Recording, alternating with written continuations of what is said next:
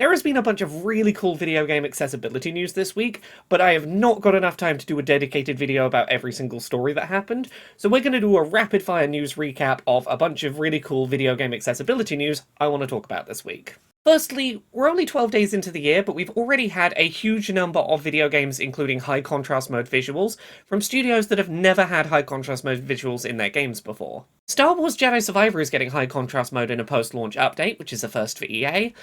Prince of Persia: The Lost Crown is coming out next week, and that's getting high contrast mode, which is a first for Ubisoft.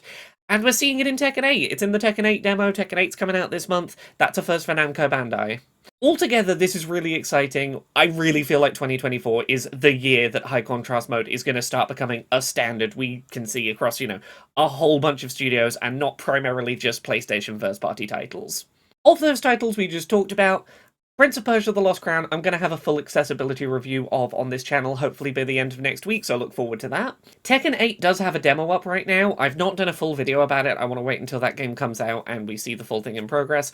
I do want to talk a little bit here about, a news story that happened around it.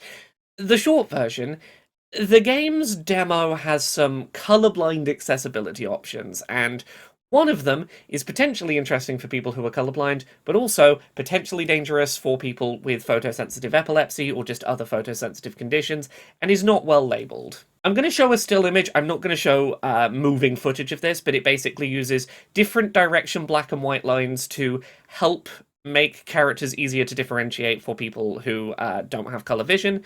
I've seen some people who are colorblind who have gone, this is really useful, it's so helpful, I'm very excited about this.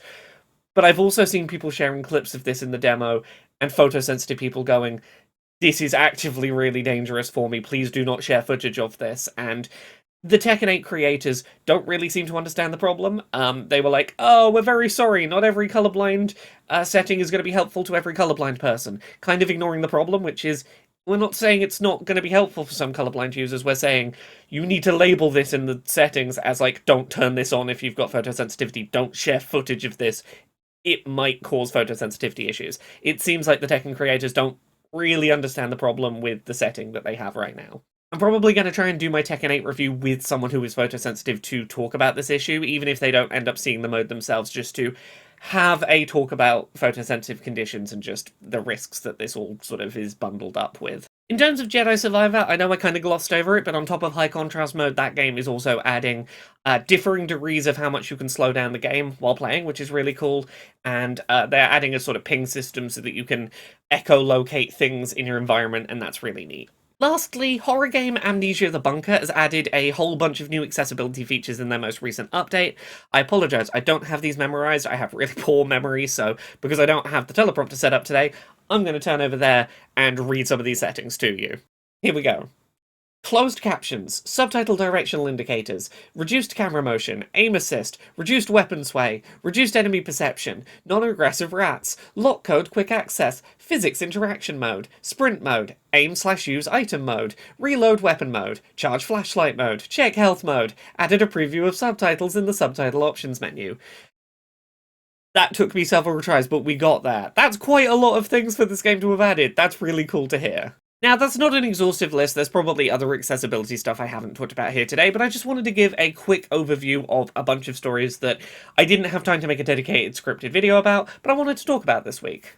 The same day as this video is going up, you should be able to watch a 35-minute chat on youtube.com/LauraKBuzz between me and another accessibility content creator called Arevia, talking about PTSD and video game accessibility. Please go check that out. I'm so happy with how that conversation turned out. I would like to make that, I would like to make a series of more regular videos, just having conversations with other disabled creators about our experiences, so please go check that out. I really hope that does well so that I can justify doing more of those. But yeah, that is your first video game accessibility news recap. If you like this, please do let me know. I want to make this a more regular thing for stories I can't dedicate a full scripted video to. Let me know your thoughts on the format. This might be a thing I try and make regular going forward. Thank you very much, and happy accessible gaming to you all.